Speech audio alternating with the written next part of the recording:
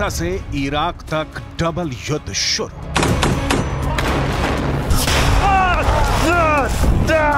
Gaza युद्ध धीरे धीरे मिडिल ईस्ट से लेकर पश्चिम एशिया तक फैल चुका है।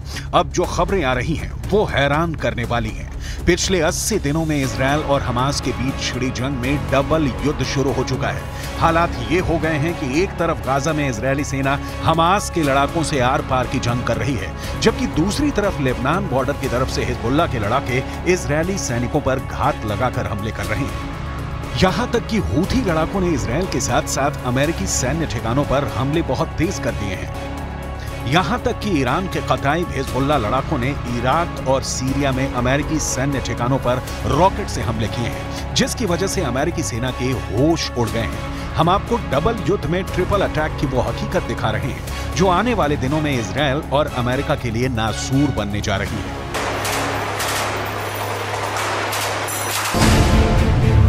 हमास, हिजबुल्लाह और हूथी इजरायल अमेरिका पर भारी।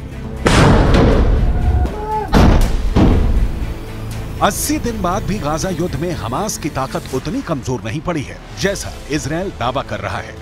भले ही प्रधानमंत्री नेतन्याहू और उनकी सेना के टॉप कमांडर दावा करें कि इजरायल की आईडीएफ ने पूरे उत्तरी गाजा पर कब्जा कर लिया है, लेकिन हकीकत में अभी भी हजारों हमास लड़ाके इजरायली सेना पर घात लगाकर भीषण हमले कर रहे हैं। हमास के टॉप कमांडर और दक्षिणी गाजा में खान यूनुस के कसाई के नाम से मशहूर याह्या सिनवार ने दावा किया है कि अब तक की जंग में हमास के लड़ाकों ने 1500 इजरायली सैनिकों को मार डाला है।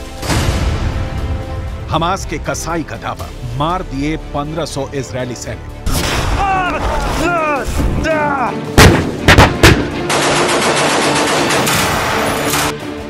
गाजा में भले ही इजरायली सेना ने बढ़त बना रखी हो, लेकिन इजरायल के पीएम नेतन्याहू को भी मानना पड़ा है कि गाजा युद्ध में इजरायली सैनिक काफी संख्या में मारे गए हैं, जो हालात को और बदतर बना रहा है। इजरायल खुद मान चुका है कि उसके 475 से ज्यादा सैनिक अब तक जंग में मारे जा चुके हैं। यह आंकड़ा वाकई इजरायल के लिए बहुत बड़े खतरे की घंटी है, लेकिन इस खतरे से बड़ा खतरा अब मिडिल ईस्ट से लेकर पश्चिम एशिया तक फैल चुका है, क्योंकि हूथी और ईरान समर्थित कताइब हिजबुल्लाह लड़ाकों ने इजरायल और अमेरिका के सैन्य अड्डों पर एक साथ हमले शुरू कर दिए हैं। पहले आप ये जान लीजिए कि हूथी और ईरान समर्थित लड़ाकों ने अमेरिका पर कहां हमला किया है। अमेरिका ने यह तो नहीं बताया है कि ईरान समर्थित लड़ाकों ने अमेरिकी सेना पर कब हमला किया था, लेकिन यह जरूर बताया है कि उत्तरी इराक में मौजूद अमेरिका के एरबिल एयर बेस पर ड्रोन से हमला किया गया था। अमेरिका के रक्षा सचिव लॉयड ऑस्टिन के मुताबिक इराक में अमेरिकी सैनिकों पर यह हमला ईरान समर्थित कताइब हिजबुल्लाह के लड़ाकों ने किया था। इराक में ईरान समर्थित कताइब हिजबुल्लाह के लड़ाकों के इस हमले में वैसे तो कई अमेरिकी सैनिक घायल हुए, लेकिन 3 सैनिक बेहद गंभीर रूप से घायल हैं। कताइब हिजबुल्लाह ने अमेरिकी सैनिकों पर ड्रोन से हमले कैसे किए, इसकी जानकारी नहीं दी गई और ना ही घायल अमेरिकी सैनिकों के नाम बताए गए हैं। इराक में कताइब हिजबुल्लाह के हमलों से अमेरिका बौखला गया था।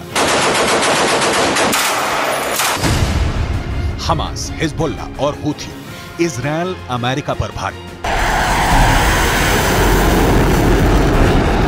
मिडिल ईस्ट से लेकर पश्चिम एशिया तक इजरायल और अमेरिकी सैन्य ठिकानों पर हो रहे हमले साबित कर रहे हैं कि ईरान रूस की शय पर अब जंग में खुलकर कूदने लगा है।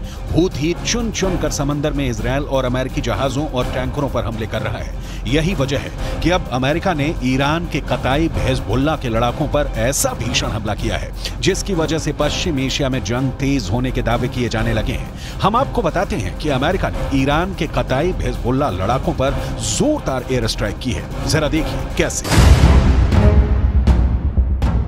अमेरिकी रक्षा सचिव लॉयड ऑस्टिन के मुताबिक अमेरिकी सेना ने ईरान समर्थित कताइब हिजबुल्लाह पर भीषण हवाई हमले किए हैं। कताइब हिजबुल्लाह पर अमेरिका ने यह हमले इराक और सीरिया में किए हैं। सोमवार यानी 25 दिसंबर को अमेरिकी सेना ने कताइब हिजबुल्लाह पर हमला किया था।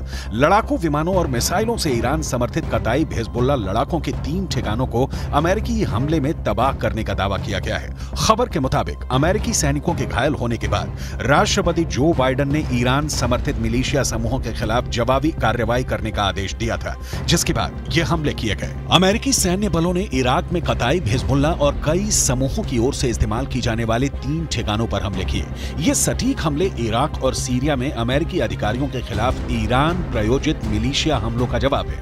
कताइब हिजबुल्लाह सरीखे समूह ने एरबिल एयर बेस पर हमला किया था। इजरायल और अमेरिका इस वक्त मिडिल ईस्ट और पश्चिम एशिया में डबल युद्ध से जूझ रहे हैं। पीएम नेतन्याहू को लग रहा था कि हमास युद्ध विराम इजरायल की शर्तों पर जरूर करेगा, लेकिन अब खबर आ रही है कि हमास के टॉप कमांडर्स ने साफ दावा कर दिया है कि हमास सीज फायर नहीं करेगा और ना ही कोई समझौता, वो आखिरी दम तक जंग करेगा। गाजा पट्टी में इस वक्त उत्तरी गाजा से ज्यादा भीषण जंग दक्षिणी गाजा में चल रही है। हालात ये हो गए हैं कि इजरायल और हमास की जंग थमने की एक और उम्मीद को बड़ा झटका लगा है। 24 दिसंबर को इजरायली मीडिया रिपोर्ट्स में दावा किया गया कि हमास और इस्लामिक जिहाद आतंकी संगठनों ने इजिप्ट या कहें कि मिस्र के उस प्रस्ताव को ठुकरा दिया है जिसमें कहा गया था कि अगर ये दोनों संगठन गाजा की हुकूमत किसी तीसरी ताकत को सौंप देते हैं तो इजरायल परमानेंट सीज फायर कर देगा। लेकिन हमास के टॉप कमांडर्स ने इस प्रस्ताव को पूरी तरह से खारिज कर दिया है। हम आपको हमास नेता याया सिनवार का वो दावा दिखाने जा रहे हैं जिसमें इजरायली सेना को भारी नुकसान का दावा किया गया है। हमास के कसाई का दावा, मार दिए 1500 इजरायली सैनिक।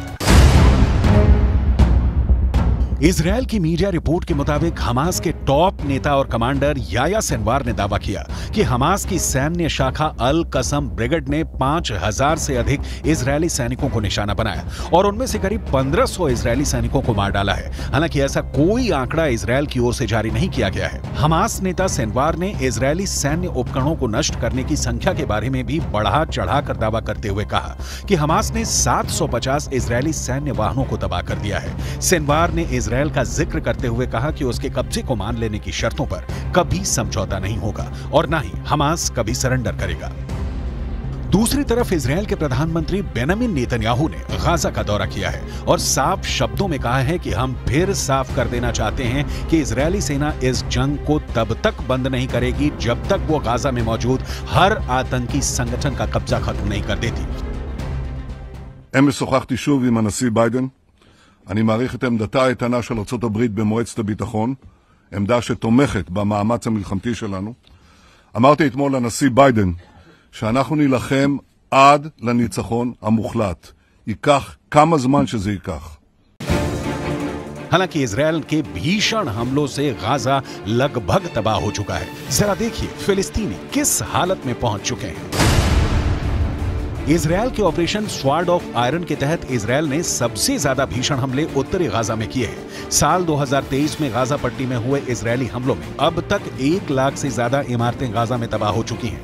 उत्तरी गाजा की लगभग 11 लाख की आबादी में से 85% फिलिस्तीनी हमास समर्थक भाग चुके हैं। ज्यादातर फिलिस्तीनी उत्तरी गाजा से दक्षिणी गाजा की तरफ भागे हैं। इजरायल की आईडीएफ का दावा है कि उसने 7 अक्टूबर से अब तक 22,000 से अधिक टारगेट्स पर हमला किया है और उन्हें तबाह कर दिया है। 80 दिनों से ज्यादा की जंग में इजरायल ने हमास के हर उस ठिकाने को तबाह किया है जहां से हमास या तो हमला कर रहा था या फिर उसके लड़ाके छिपे हुए थे। अमेरिकी मीडिया की रिपोर्ट के मुताबिक इजरायल ने दक्षिणी गाजा में भयानक बमबारी शुरू कर दी है। दक्षिणी गाजा में इजरायली वायुसेना 907 किलो के सैकड़ों बम गिरा रही है। एक्सपर्ट्स के मुताबिक अमेरिका ने भी किसी देश के रिहायशी इलाके में इतने बम नहीं गिराए हैं।